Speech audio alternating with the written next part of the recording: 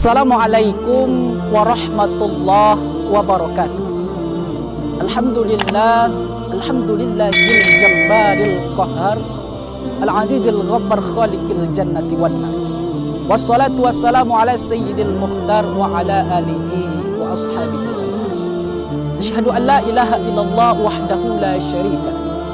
Wa asyhadu anna Muhammadan abduhu wa rasuluh la nabiyya ba'da. Hadirin dimanapun berada, dengan hati yang suci marilah kita panjatkan puji. Dari tempat yang makmur marilah kita panjatkan syukur kepada pemilik alam semesta, pencipta insan di dunia, pembolak-balik hati manusia, yakni Allah Subhanahu wa ta'ala.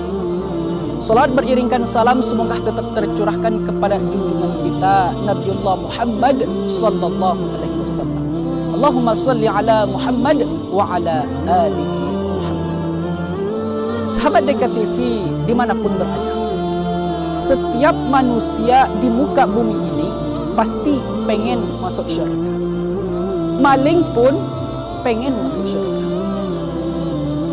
Maka timbul pertanyaan, ba'a caranya masuk surga? Maka hal inilah yang akan kita bahas pada kesempatan kali ini, 3 kunci syurga.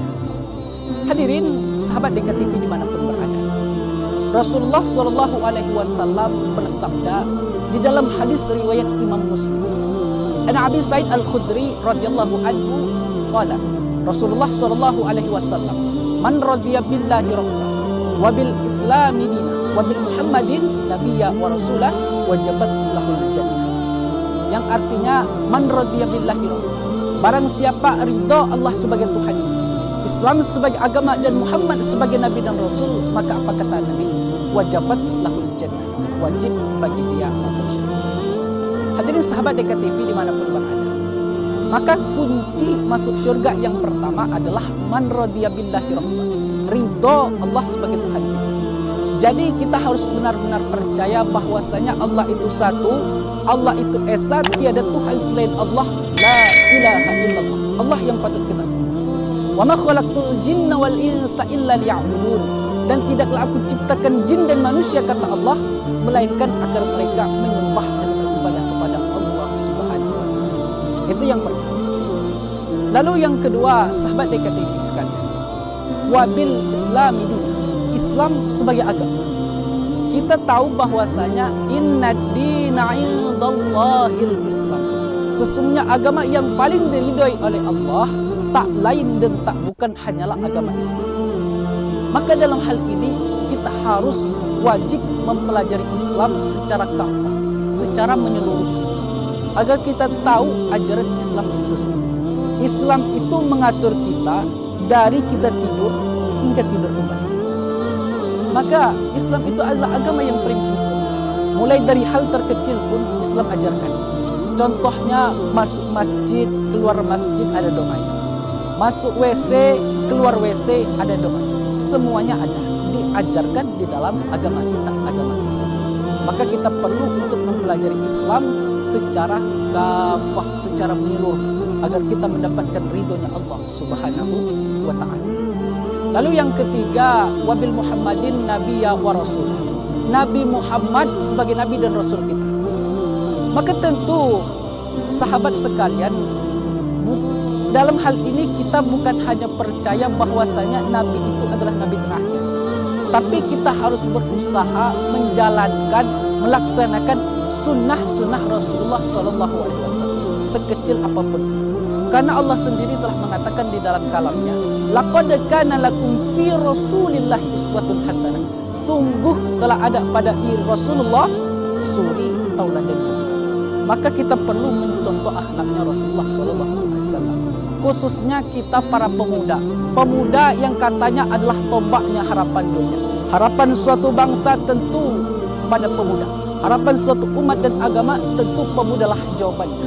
Maka kita selaku pemuda harus mencontoh akhlaknya Rasulullah Sallallahu Alaihi Wasallam. Karena kalau menurut Syekh Mesir itu mengatakan, inna fi yadi syibani amrul ummah wa fi abdami hayatah, sesungguhnya pada tangan-tangan pemuda maju dan mundurnya suatu bangsa dan agama, dan pada kaki mereka lah terdapat kehidupan bangsa. Maka kita selaku umat para pemuda harus mencontoh akhlaknya Nabi untuk mewujudkan agama ini menjadi baldatun thayyibatun wa rabbul ghafur. Hadirin sahabat DKTV dimanapun berada. Maka kata Nabi, jikalau ketiga hal ini sudah kita laksanakan, yang pertama ridho Allah sebagai Tuhan kita, Islam sebagai agama dan Muhammad sebagai Nabi dan Rasul, maka kata Nabi, wajabat lahul jannah, wajib bagi dia masuk syurga. Maka dalam hal ini mari kita perbaiki iman kita untuk kita meraih syurganya Allah Subhanahu wa taala.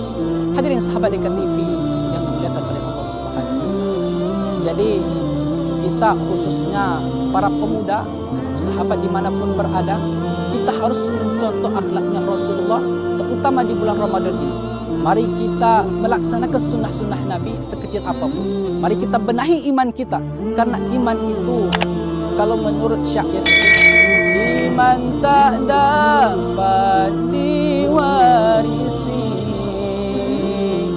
dari seorang ayah yang bertakwa. Iman tak dapat dijual beli, dia tiada di tepian pantai. Jadi mari kita benar-benar mencari keimanan kita kepada Allah Subhanahu wa taala. Sekian dari saya, lebih kurang saya mohon maaf, kepada Allah saya mohon ampun. Wassalamualaikum warahmatullahi wabarakatuh.